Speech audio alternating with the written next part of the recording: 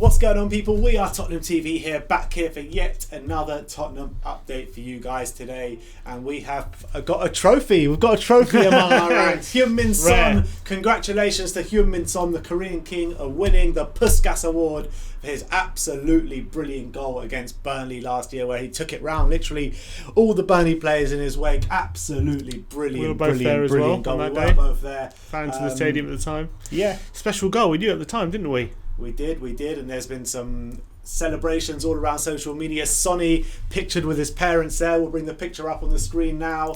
And also Sonny did a nice little video call with Vertonghen as well, because Vertonghen claimed that he only scored the goal because of his brilliant assist.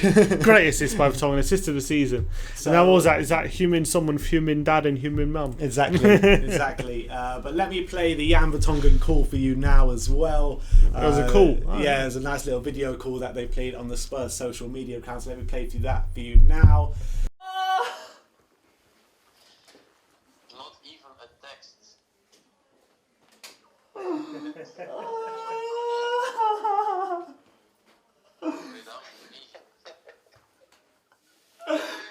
Jan, I love it, bro.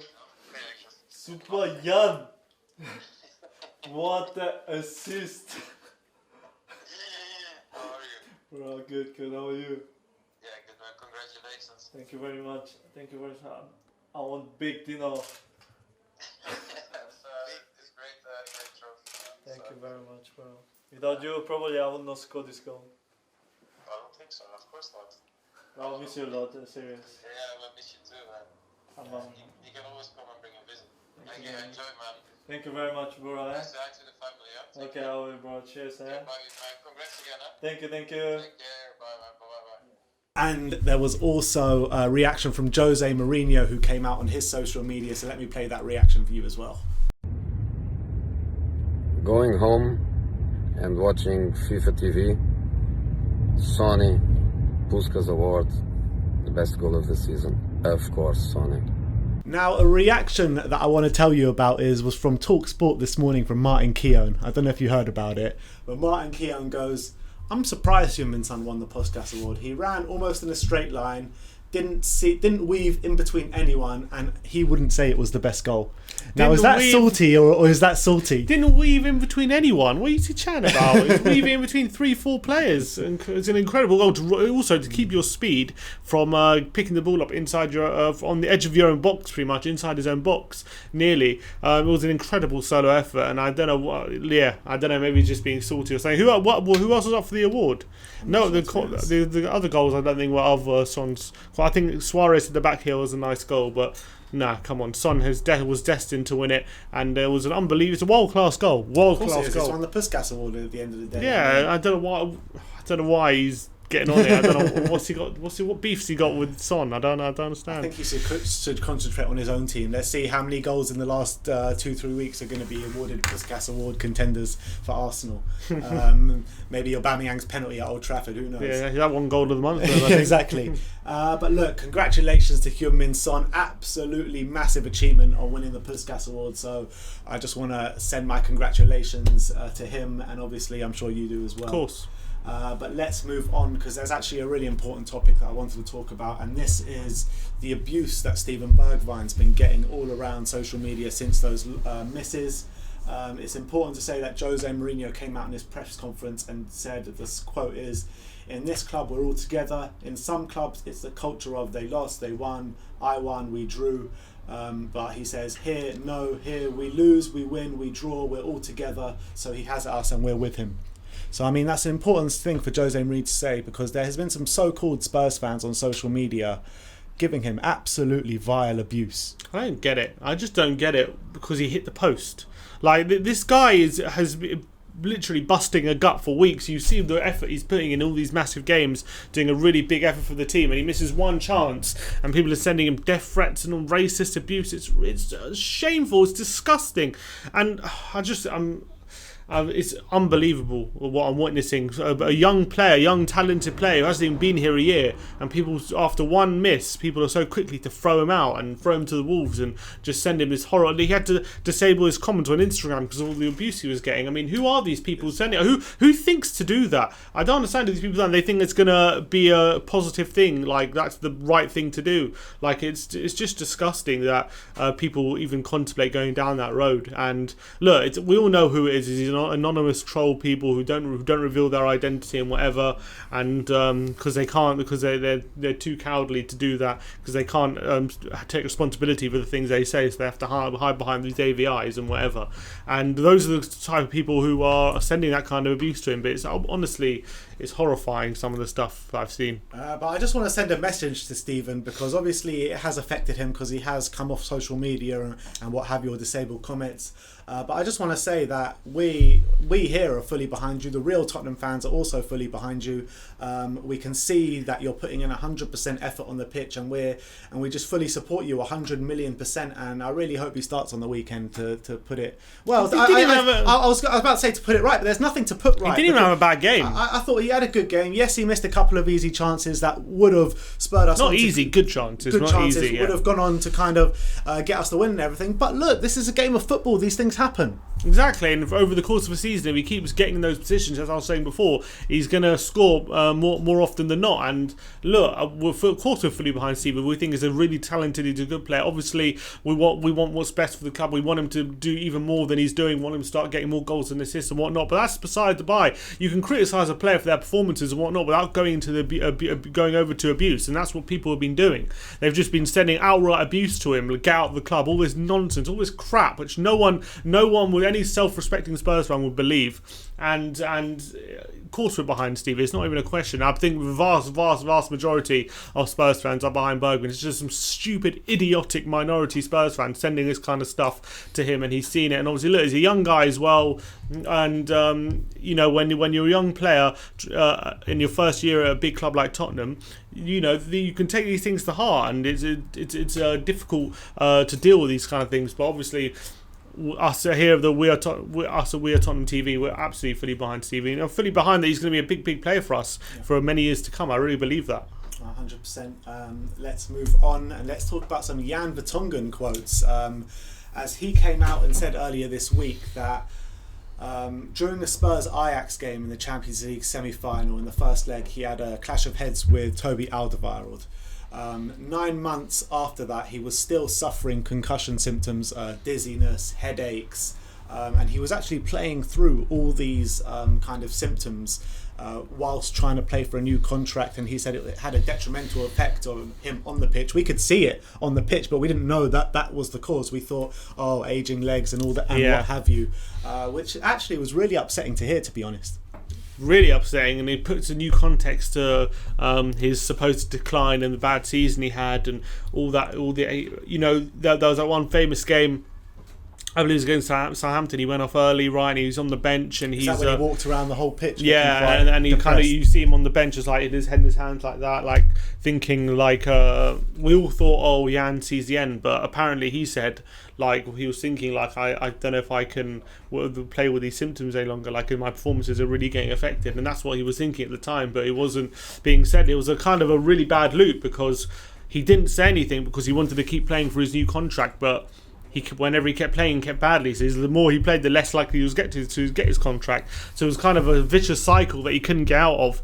And I can understand that. And unfortunately, it ended with him leaving and moving on to a different challenge. But it's really disheartening to hear these quotes that maybe it could have gone in a different direction if he would have said something earlier, or if the club would have identified it earlier, the medical team or whatever. I was about to say, do you not think it's a bit of poor form from the medical staff for not realising this or not taking action on it?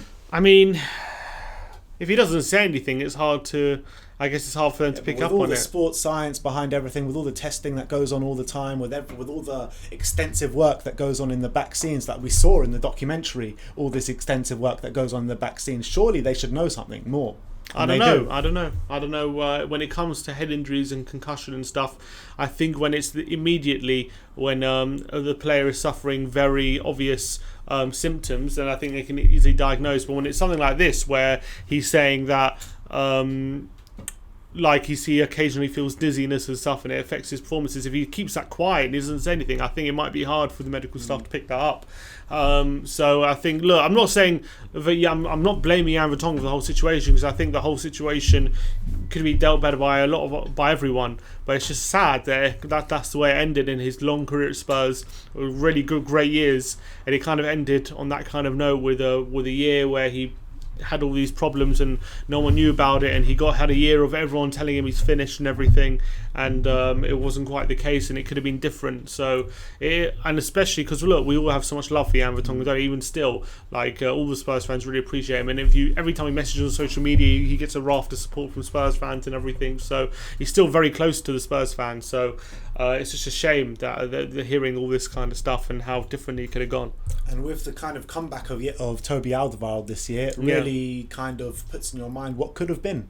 Yeah, you never know. You never know. If he was fully fit, him and Toby and Jan could have been a partnership for a few more years. He's still, because he's only, even though he's 33, for a professional footballer, it's getting on a bit. But for a centre back, you got Chiellini and Bonucci and these kind of people playing till 35, 36, 37.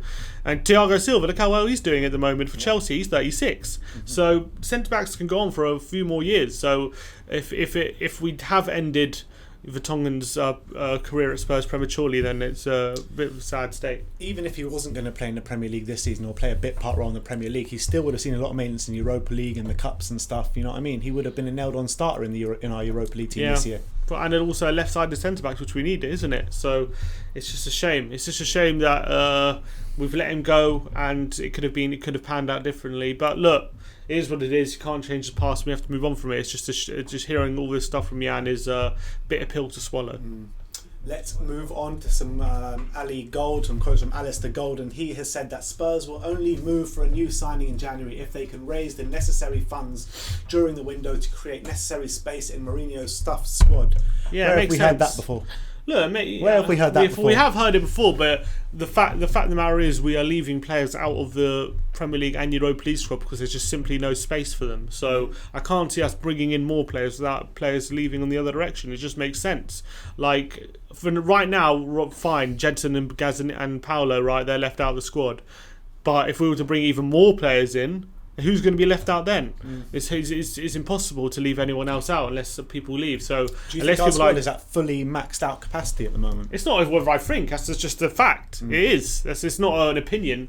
It's what it is. We're leaving players out of the squad because there's no space for them. So that just shows that we're completely maxed out. So unless even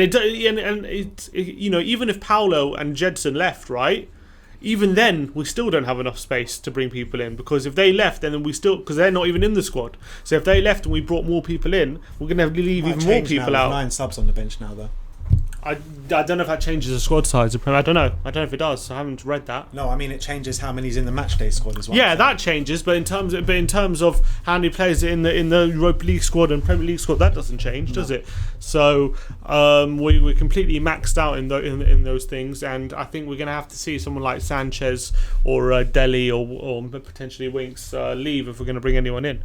That's the reality, and it's not surprising to me. Absolutely not surprising to me. And following on from that, not Alistair Gold, Fabrizio Romano a couple of days ago stated that Dele could very well be off in January. Yeah, and very likely. Well, Mourinho was talking about Dele in his press conference today, saying that he's working really hard in every training session. He's just been unlucky because we've had 7 subs and other players have been in better form and whatnot. But he said he's working really hard, and that's why he's been in the squad's past couple of games, and he's doing a good job, and he hopefully will get more minutes. But look, a player like Dele Alli, who's been a star in the Premier League for a couple of years, before Mourinho came, he doesn't want to be sitting on the bench, I assume anyway.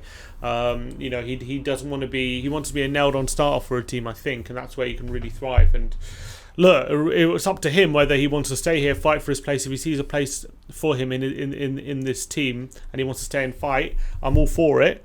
But I can more than understand if he wants to go and leave and try something new and try a different team where it's probably more likely he'll get in the team at the moment, because at the moment I don't see a place for him, especially in like the biggest games, where there's a real place for him in this team. It's difficult unless he's becomes a different sort of player. At the moment, it's difficult for him to get in this team. It really is. Even if he's at his best, I think it's difficult.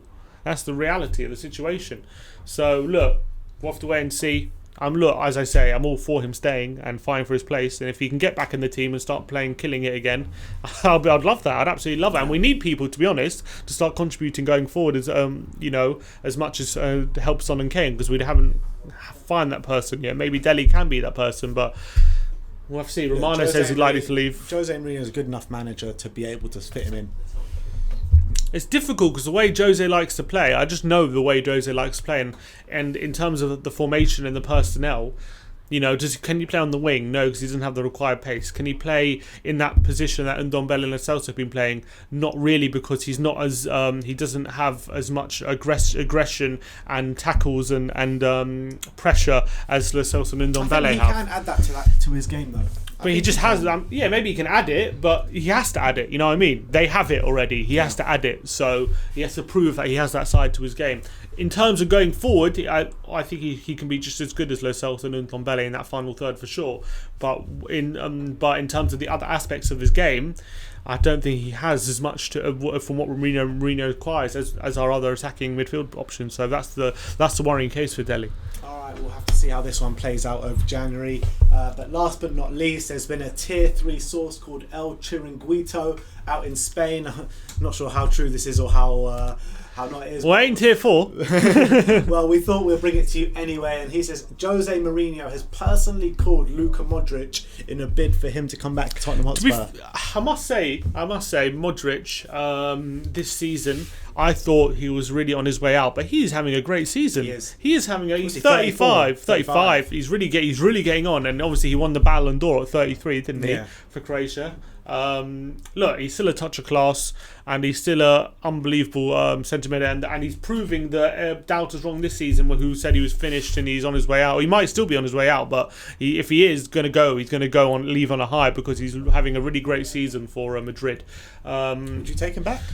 Would I take him back? Maybe for a season, but he said himself he's too old to come back to Tottenham. He said it himself. He said, Gareth's a bit younger than me. He still has a few years, but I'm getting too old, and I don't think even if Tottenham called, they would even call me because I'm too old. So I don't think there's any much to that. And I think as well, I can't, in terms of how we like to set up our centre mids, in terms of the aggression of Højbjerg and Sissoko, does he really get a nailed-on starter in our team at the moment? I know it's Luka Modric talking about, at that age you don't need to be a nailed-on starter. You just come in and help the side. Look, of course, he'll be good to have around. I know that probably, but look, I don't think this is going anywhere, especially because he's probably on 250, 300 grand a week.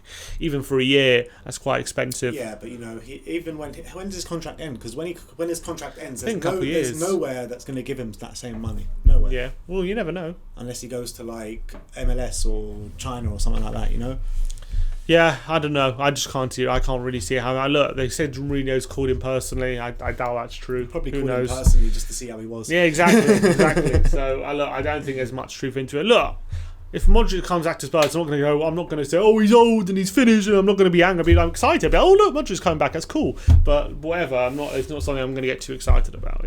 All right, so there you have it. That is the Tottenham update today. Just let me recap what we spoke about today. So that is congratulations to Heung-min Son for winning the Puskas Award. Steven Bergwijn, we're giving all our support to Steven Bergwijn, and I call on all you Spurs fans out there to send messages of support to Stevie B, because he really doesn't deserve the abuse that he's been getting. It's absolutely disgusting, to be honest. The Jan Vertonghen concussion story, Alistair Gold update, and a Jose Mourinho going to call Luka Modric in a bid to get him to come to Spurs. Apparently, we don't know how true that is, but anyway, that is your Tottenham update. Let me know in the comment section below any thoughts regarding any of these matters. Like, subscribe and comment, and as always, come on you Spurs.